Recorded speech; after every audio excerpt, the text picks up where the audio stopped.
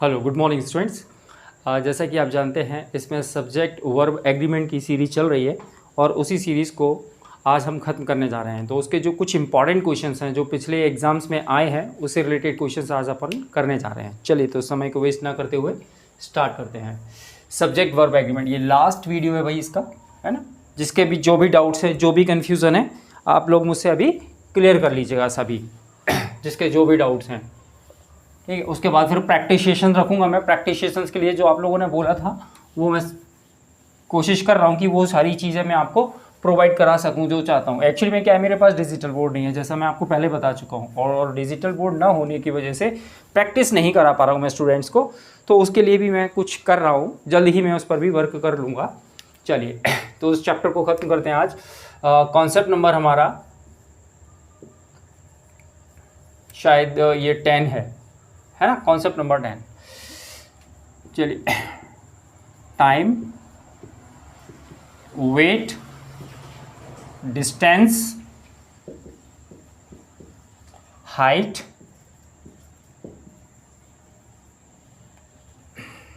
और amount,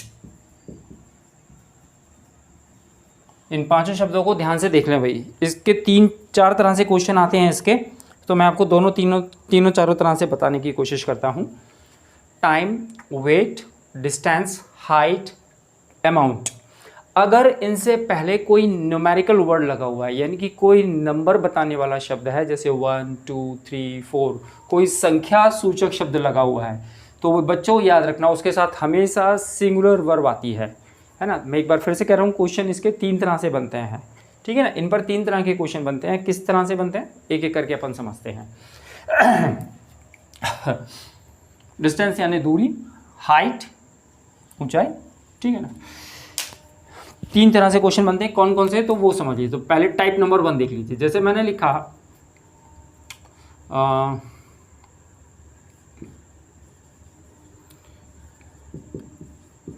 2 kilometers is a long distance. 2 kilometers is a long distance, ठीक है। First example. Second example मैंने लिखा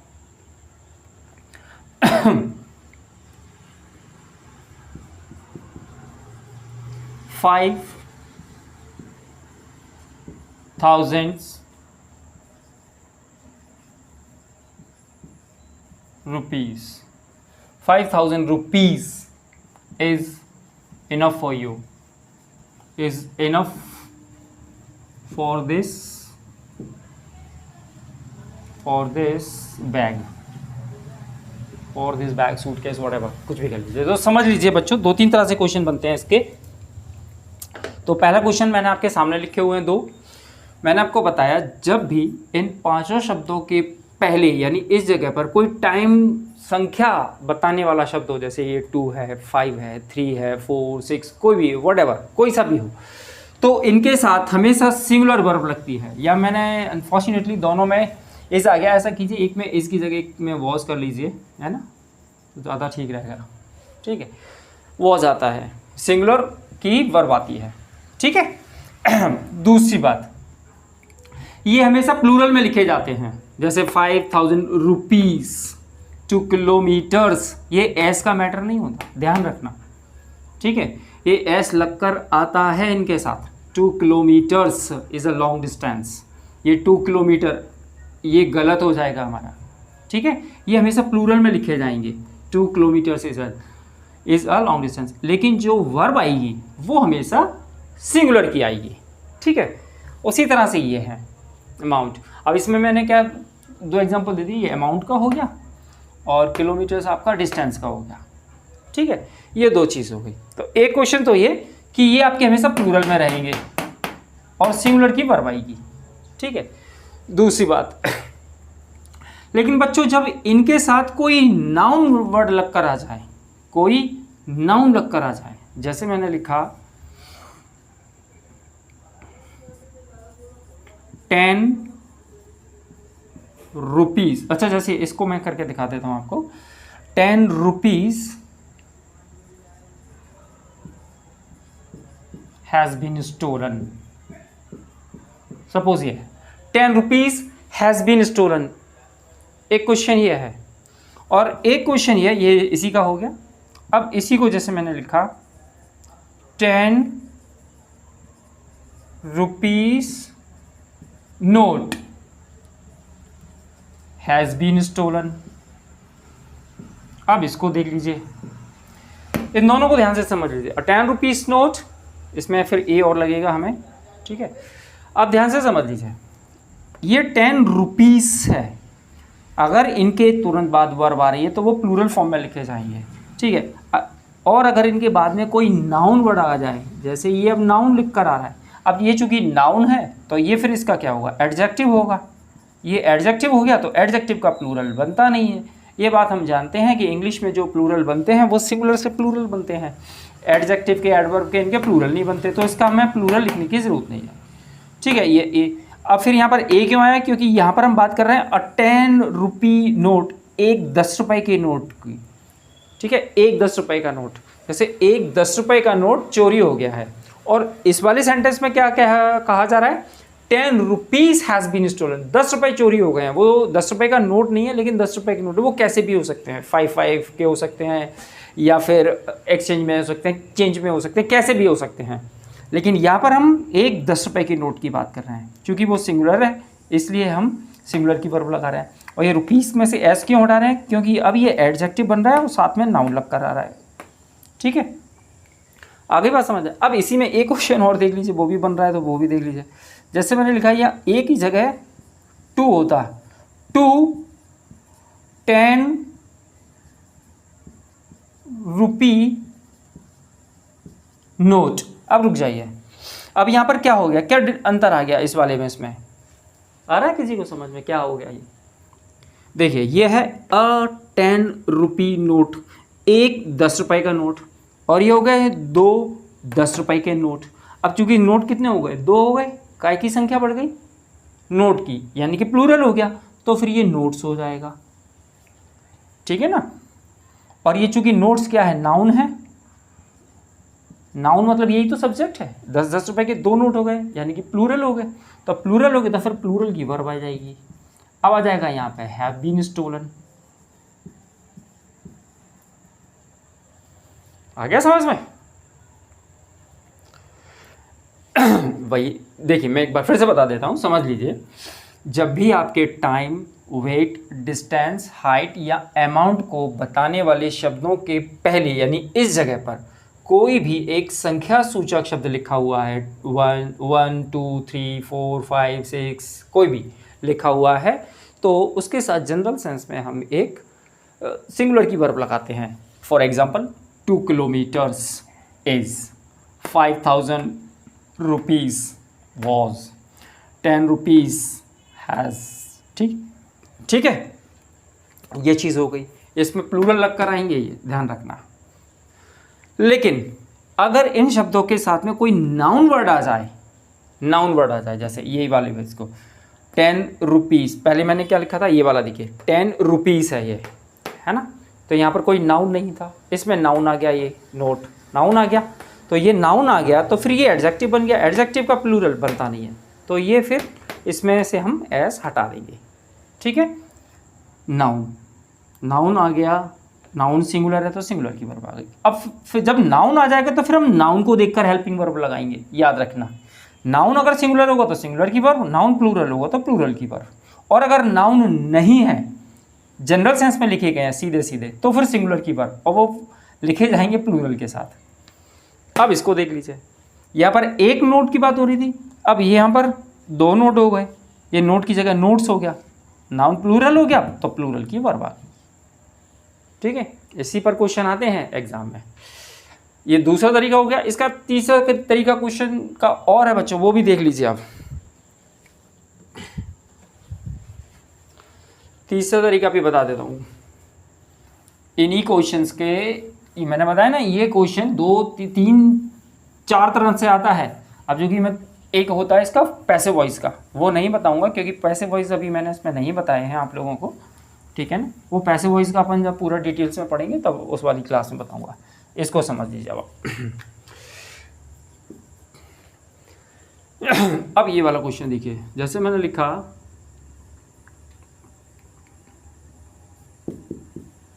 5 ईयर्स। अब ये 5 ईयर्स काय में आएगा बताएं?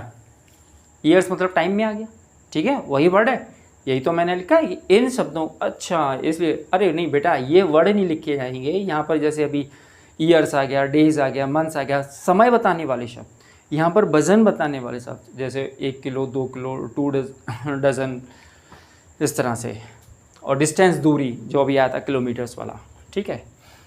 अब ये 5 ईयर्स है, ईयर्स यानी कि टाइम हो गया, ठीक है। अब इसमें आप मुझे बताना past since I saw her. अब इसमें आप क्या भरोगे, हैज़ या हैव? हैज़ या हैव?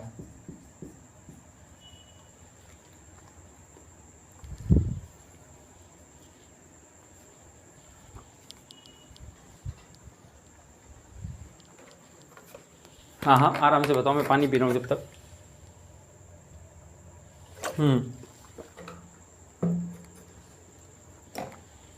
देखिए समझ लेना बच्चों, जो मैं बताने चाह रहा हूँ अब ध्यान से समझना, ये जो अब ये अपन ने पढ़ा है उसका जस्ट कॉन्ट्राडिक्शन है, ये उसी का अपोजिट है। अभी आप लोग कहोगे कि सर अभी आपने यहाँ पर सिंगुलर की वर्ब लगाई थी, अब आप यहाँ प्लूरल की वर्ब लगा रहे हो, ठीक है। बस यही चीज़ समझनी है हमें। तो याद रखना, जब ये एक यूनिट की तरह से काम करें, जब हमें उस, जैसे 5 ईयर्स की बात हो रही है तो हमें यहाँ पे 5 वर्ड पर फोकस करना है। ये जो 5 ईयर्स वर्ड जो दिया हुआ है, हमें इस वर्ड पर फोकस करना है, 5 पर हमें फोकस करना है, ठीक है। 5 ईयर्स हैव पास्ड, 5 वर्ष बीत गए हैं सिंस आई सॉ हर, जब से मैंने उसे नहीं देखा है। यानी कि मैं किस पर फोकस कर रहा हूँ, किस पर प्रेशर दे रहा हूँ, एक टाइम पर, एक पर्टिकुलर टाइम पर। जब हम उसे एक पर्टिकुलर टाइम के रूप में यूज़ करेंगे और उस टाइम पर हम फोकस करेंगे, उस टाइम पर या उस अमाउंट पर या उस डिस्टेंस पर, तो हमें फिर प्लूरल की वर्ब लेनी होती है, प्लूरल वर्ब का यूज़ करेंगे। बस ये ही ध्यान रखना है आपको। आगे बात समझ में? अगर 5 ईयर्स की हम जनरल सेंस में बात करेंगे, 5 ईयर्स की कोई जनरल सेंस में, जैसे 5 years is a long time, 5 years is, देख लीजिए ऐसे, जैसे मैंने लिखा 5 years is a long time, 5 वर्ष एक लंबा समय होता है। यहाँ पर हम एक जनरल सेंस की बात कर रहे हैं भाई, ठीक है। और यहाँ पर हम एक स्पेसिफिकेशन की बात कर रहे हैं। 5 years have passed since I saw her, 5 साल बीत गए हैं जब से मैंने उसे नहीं देखा। यानी कि वो अपने इस वर्ड पर फोकस कर रहा है, समझ में है? और यहाँ पर हम ये वाला जो 5 ईयर्स है वो एक जनरल सेंस में यूज़ हो रहा है, इसलिए सिंगुलर की वर्ब आ रही है। और यहाँ पर एक स्पेसिफिक ईयर, स्पेसिफिक टाइम को शो कर रहा है, वो एक खास समय को शो कर रहा है वो। अगर हम उस खास समय को समय के बारे में बात करेंगे तो उस केस में हम प्लूरल की वर्ब का यूज़ करेंगे। आगे बात समझ में? नोट कर लीजिए सब फटाफट।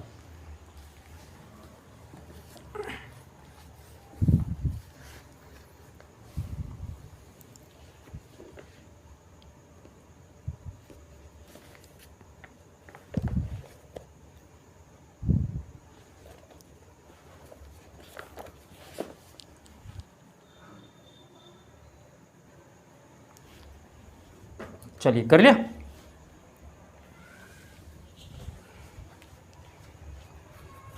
चलिए कॉन्सेप्ट नंबर 11 पर पहुंचते हैं अब हम। बेटा ये सब चीज़ें ना प्रैक्टिस से आएंगी, है ना, इसीलिए मैं कहता हूँ कि चीज़ें रटोगे तो नहीं सीख पाओगे कभी इंग्लिश, है ना। ये मैथ्स नहीं है कि a+b² का फॉर्मूला जो होगा वो वही रहेगा हमेशा, ऐसा नहीं है ये, है ना। इसीलिए कहता हूँ चीज़ों को अच्छे से समझो तो ज़्यादा अच्छा है, कंसेप्ट अच्छे से क्लियर कर रहे हैं तो ज़्यादा अच्छा है। चलिए कॉन्सेप्ट नंबर 11 पर पहुँचते हैं। अच्छा, एक वर्ड होता है इंग्लिश में कलेक्टिव नाउन। कलेक्टिव नाउन जानते हैं आप सब लोग क्या होते हैं भाई? कलेक्टिव नाउन, कलेक्टिव नाउन जैसे नाम से ही पता चल रहा है, कलेक्टिव, कलेक्ट करके बनते हैं, कलेक्शन से, है ना, एकत्रित, समूहवाचक जिसे हिंदी में कहते हैं, तो समूह से मिलकर बनते हैं, तो उसको सीखते हैं अब। इसमें भी थोड़ा सा समझना होगा। जैसे कलेक्टिव नाउन को मैंने कुछ कलेक्टिव नाउन लिख देता हूँ मैं, आर्मी है, असेंबली है ना, क्रू है,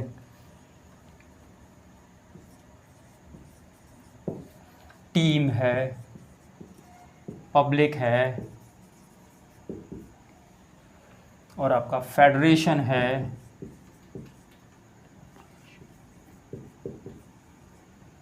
ठीक है ना, जूरी है,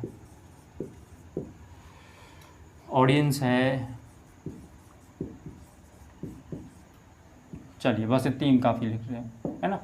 ये सभी की सभी अपने आप में कलेक्टिव नाउन है। अब इसको ध्यान से समझिए, कलेक्टिव नाउन का यूज़ जब एक यूनिट के रूप में यूज़ किया जाएगा, कलेक्टिव नाउन का यूज़ जब एक यूनिट के रूप में यूज़ किया जाएगा तो उसके साथ हमेशा सिंगुलर की वर्ब लगाएंगे, है ना। यूनिट इन द सेंस क्या होता है वो देख लेते हैं।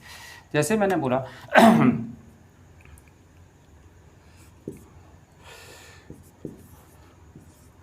टीम, अब सॉरी यहाँ पर एक वर्ड लिख लीजिए, our team, our team is playing well today. आज हमारी टीम अच्छा खेल रही है। तो ये देखिए यहाँ पर हमारी पूरी की पूरी टीम से मतलब है हमारी पूरी टीम अच्छा खेल रही है, यानी एक यूनिट में है। जो बॉलिंग करता है वो बॉलिंग बहुत अच्छी कर रहा है, जो बैटिंग करता है वो बैटिंग अच्छी कर रहा है ना, और जो कीपिंग करता है वो कीपिंग बहुत अच्छी करता है। पूरी की पूरी टीम एक डायरेक्शन में काम कर रही है, तो हम सिंगुलर की वर्ब लगाएंगे, है ना। एक और एग्जांपल देख लेते हैं। जैसे मैंने लिखा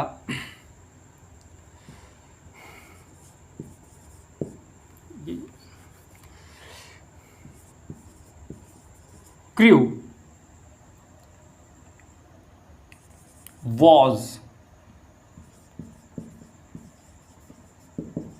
enjoying the party। यहाँ क्रू के पहले द और लगाए, sorry, the crew was enjoying the party, यानी कि जो क्रू के जितने भी मेंबर थे वो सब पार्टी का एंजॉय कर रहे थे, सब, ठीक है। यानी सभी एक ही डायरेक्शन में काम कर रहे थे, यानी कि पूरी क्रू की बात हो रही है। क्रू मतलब एक ग्रुप से मतलब होता है, ठीक है। आ गई ये बात समझ में। अब इसी को आगे देखते हैं। जैसे मैंने लिखा, अब यही वाले वर्ड ले रहा हूं मैं, our team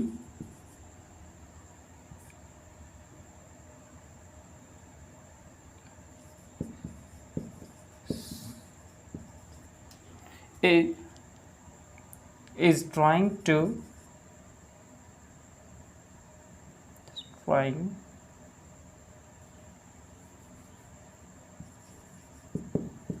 its new T-shirt.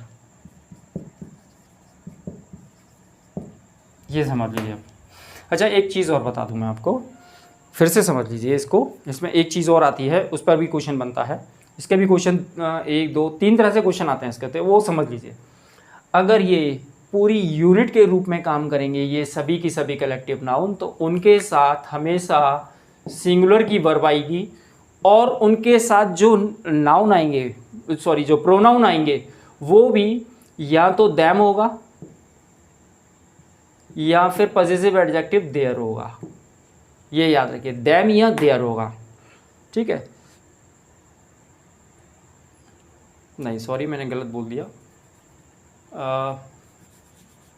Singular verb और इट और इट्स। और अगर ये अभी मैंने इतना ही बताया है, जब ये सभी की सभी कलेक्टिव नाउन आपके सिंगल यूनिट के रूप में काम करेंगे तो सिंगुलर की वर्ब आएगी, इनके साथ सिंगुलर की वर्ब आ रही है। अब ये इट और इट्स क्या होता है, ये पॉजिटिव एडजेक्टिव होते हैं। पॉजिटिव एडजेक्टिव भी और प्रोनाउन भी है। जब हमें इनके पॉजिटिव एडजेक्टिव में प्रोनाउन की ज़रूरत होगी तो इट या इट्स का यूज़ करते हैं, जैसे यहाँ पे ज़रूरत पड़ रही है मेरे को, है ना। तो अब इसको देखिए,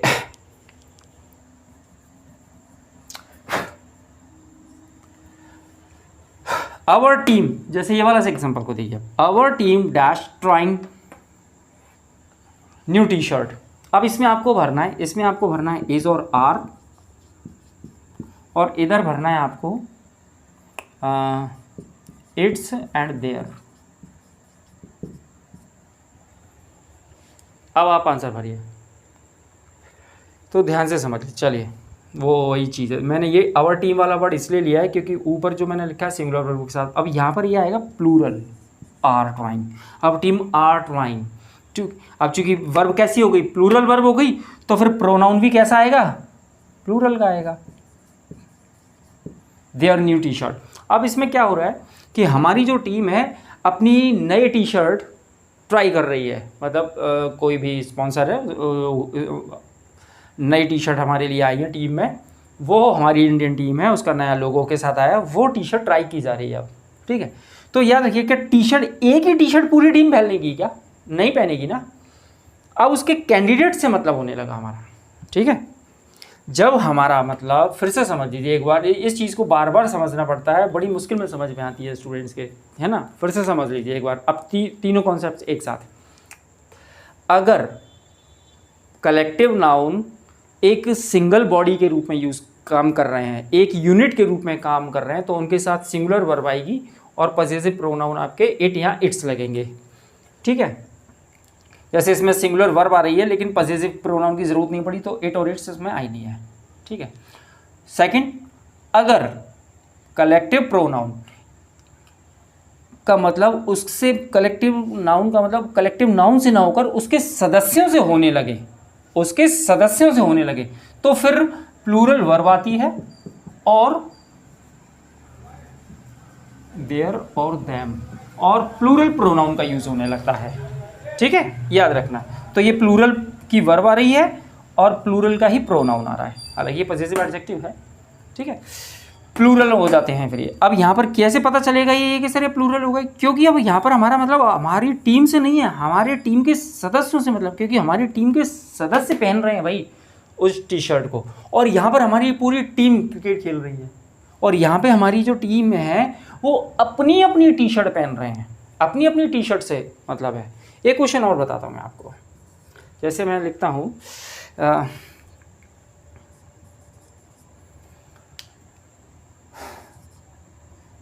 the assembly were divided into their opinion. The assembly were divided into their opinion. अब देखिए असेंबली क्या है, ये भी एक कलेक्टिव प्रोनाउन है, लेकिन यहाँ पर क्या है, असेंबली वर डिवाइडेड। असेंबली जो थी, मान लो उसमें असेंबली में 5 लोग थे, 5 लोग थे, तो किसी डिसीजन को लेकर एक 3 के फेवर में थे, 3-2 की कमेटी बन गई उसमें। एक असेंबली में 5 लोग थे, तो 3 लोग कुछ कह रहे थे और 2 लोग कुछ कह रहे थे, यानी कि उसके सदस्यों से मतलब होने लगा, उनके सदस्यों के जो देयर ओपिनियन, उनके सबके जो विचार थे वो अलग अलग थे। 3 लोगों के विचार अलग थे, 2 लोगों के विचार अलग थे। अब वो यहाँ पर हमारा असेंबली से मतलब ना होकर असेंबली के मेंबर से होने लगा, असेंबली के मेंबर से होने लगा, तो फिर प्लूरल की वर्ब, मेंबर से हो रहा है ना, तो प्लूरल की वर्ब और प्लूरल का ही फिर ये आएगा प्रोनाउन, ये देयर ओवर। ठीक है बच्चों, आ गया समझ में थोड़ा बहुत, और अपन इसकी प्रैक्टिस करेंगे उससे समझ में आएगा। अच्छा, इसके लिए एक छोटी सी मैं आपको ट्रिक और बता देता हूँ। जनरली ये वर्ड दिया जाए ना, जब भी ये आपको कलेक्टिव नाउन दे ये वाले, उसके बाद में अगर आपको हेल्पिंग वर्ब और ये वाली वर्ब दिख जाए, कौन सी, डिवाइड, तो समझ लेना वहाँ पर प्लूरल की ये आएंगे, ये प्रोनाउन की ज़रूरत होगी तो ये प्रोनाउन और एडजेक्टिव की ये, और प्लूरल की वर्ब आएगी ये डिवाइड, क्योंकि ये चीज़ कहती है डिवाइड करती है, इसके सदस्यों को डिवाइड करती है। ठीक है, तो इस वाले में हमने कितना सीख लिया, इतना सीख लिया कि जब हमारा मतलब कलेक्टिव नाउन से मतलब होगा तो हम सिंगल बॉडी के रूप में यूज़ करेंगे उसे, और सिंगुलर की वर्ब यूज़ करेंगे, और अगर इनके सदस्यों से मतलब होगा तो उस केस में हम प्लूरल की वर्ब और प्लूरल के प्रोनाउन का यूज़ करेंगे। ठीक है बच्चों, आया समझ में, नोट कर लो फटाफट।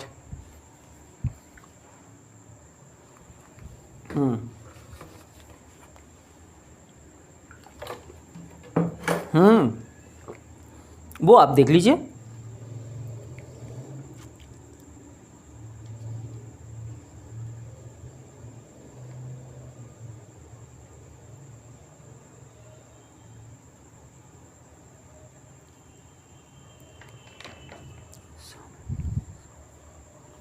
हटा दूँ ये,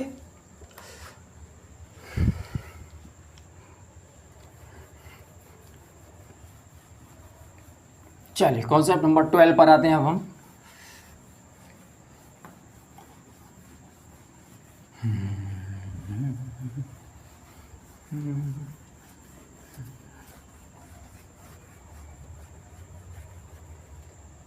कॉन्सेप्ट नंबर 12 पर पहुंचते हैं अब हम।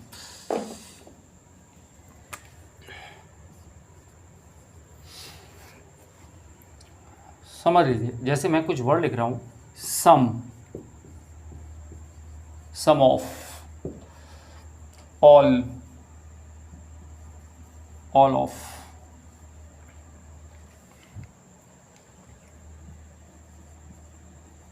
Most, most of. कौन सा वाला? नहीं, इसको अभी करने की ज़रूरत क्या है आपको?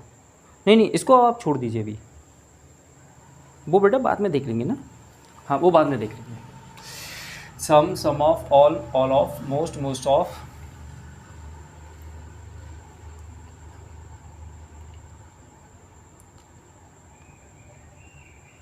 ठीक है, बस यही रख लीजिए अभी। ये वर्ड आपको देख लीजिए, अब इसके साथ देख लीजिए, ये सारे वर्ड जो आपको देख रहे हैं, इनके साथ में वर्ब सिंगुलर और प्लूरल दोनों आ जाती है बच्चों।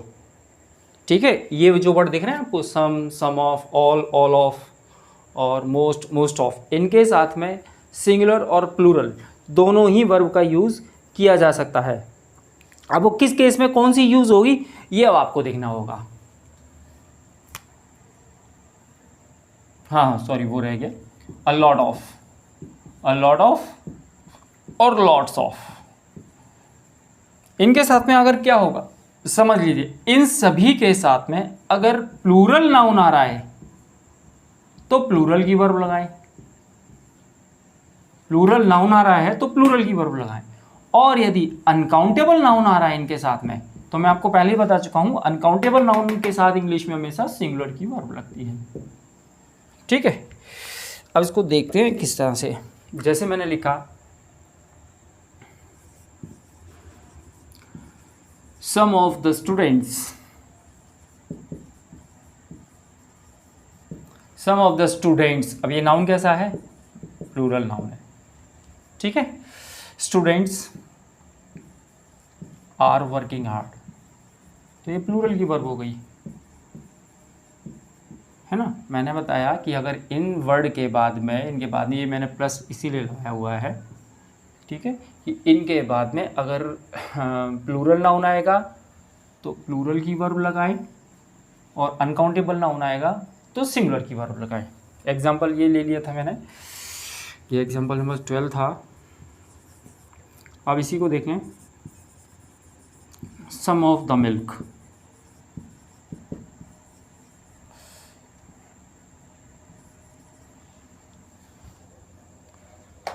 some of the milk was drunk by the cat। ये देखिए, मिल्क क्या है? अनकाउंटेबल नाउन है, अनकाउंटेबल नाउन है तो सिंगुलर की वर्ब, ये प्लूरल नाउन है तो प्लूरल की वर्ब, वर्ड एक ही है। ठीक है, अब यहाँ पर इनमें से ये सारे वर्ड होंगे तो उनके साथ ये चीज़ ध्यान रखना।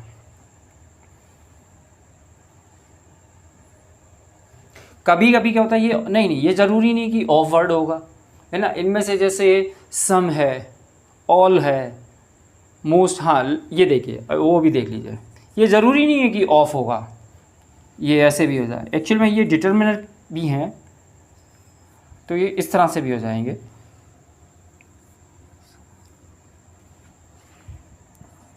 सम are very clever here, very clever here, some are very clever here, तो उस कंडीशन में ये प्लूरल की वर्ब आ जाएगी, इनके साथ में प्लूरल की वर्ब आएगी। ठीक है, अब यहाँ पर ये कंडीशन आती है कि ये जो सम है ना, ये एक डिटर्मिनर है और इसका यूज़ किया गया होगा पहले।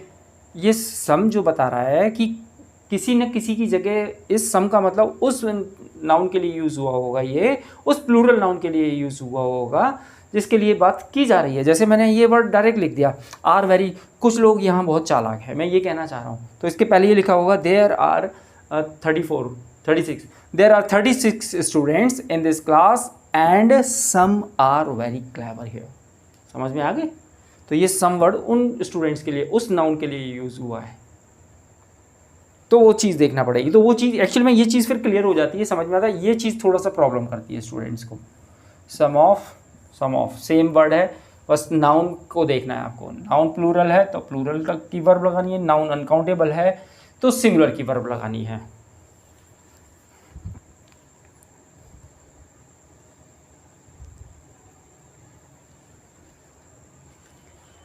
कौन से वाले का? ऑल का देख लो। हाँ, इसमें ऑल क्या है? अब जैसे ऑल भी है, वही है, एक प्रोनाउन भी होता है, जैसे हाँ ऑल एक प्रोनाउन भी होता है। ऑल इज़ वेल, ये मूवी थी। अब यहाँ पर डायरेक्ट वो बोलता था ऑल इज़ वेल, बोलता था, इसका मतलब क्या हुआ है? वो वहाँ पर एक अनकाउंटेबल नाउन से मतलब है। ऑल के साथ प्लूरल नाउन भी, इन ये जो लिखे ना, इन सब के साथ में प्लूरल नाउन और अनकाउंटेबल नाउन दोनों आ सकते हैं। और ऑल के साथ तो डायरेक्टली आ सकते हैं। यहाँ पे ऑल आर वेल भी सही है, ऑल इज़ वेल भी सही है। ऑल आर कर देंगे तो वहाँ पर प्लूरल नंबर से मतलब हो जाएगा, ऑल इज करेंगे तो वो अनकाउंटेबल नाउन से मतलब होगा ऑल का। ठीक है, उसके पहले उसके बारे में बात की गई होगी तब वो क्लियर हो जाएगा। ठीक है ना? जैसे एक और लिखता हूँ मैं, ऑल चिल्ड्रन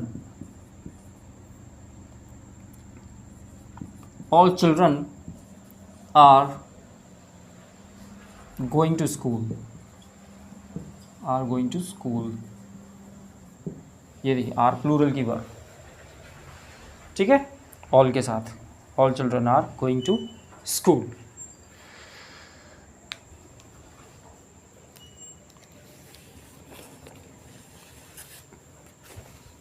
हाँ, बस नोट कर लीजिए जल्दी। अच्छा, मैं आपको कुछ एक शॉर्ट ट्रिक बता देता हूँ।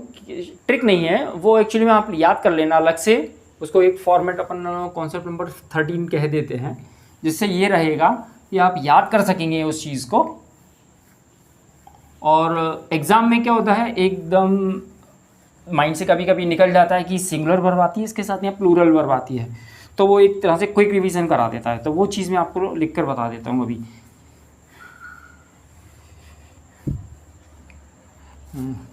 थोड़ा सा पानी पी लें। हाँ,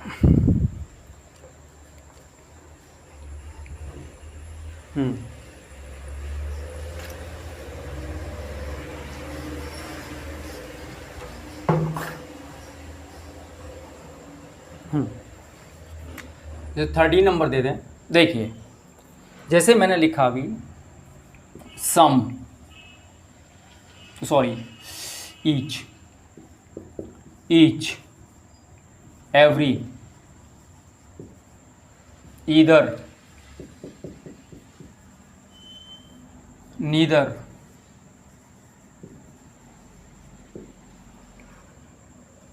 ईच, एवरी, ईदर, नीदर, इनके साथ हमेशा सिंगुलर वर्ब आती है, सिंगुलर वर्ब, ठीक है। और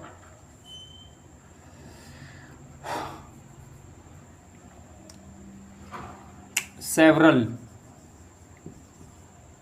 many, few, a few, the few भी ले लेना इसमें, है ना।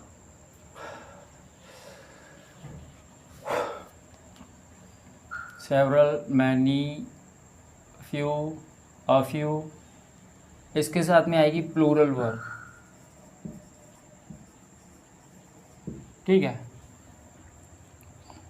इनके साथ हमेशा जब भी ये सेंटेंस में सब्जेक्ट बनकर आए हैं या इनके अकॉर्डिंग हमें वर्ब लगानी हो तो सिंगुलर वर्ब लगाएंगे। इनके अनुसार अगर हमें वर्ब का प्रयोग करना है तो फिर हमें प्लूरल वर्ब का प्रयोग करना है। और एक और होता है जो जिसके साथ सिंगुलर और प्लूरल दोनों वर्ब आ जाती हैं, जो भी मैंने लास्ट वाला कराया था वो भी लिख लीजिए। उसमें आ जाएंगे आपके सम, एनी, नन,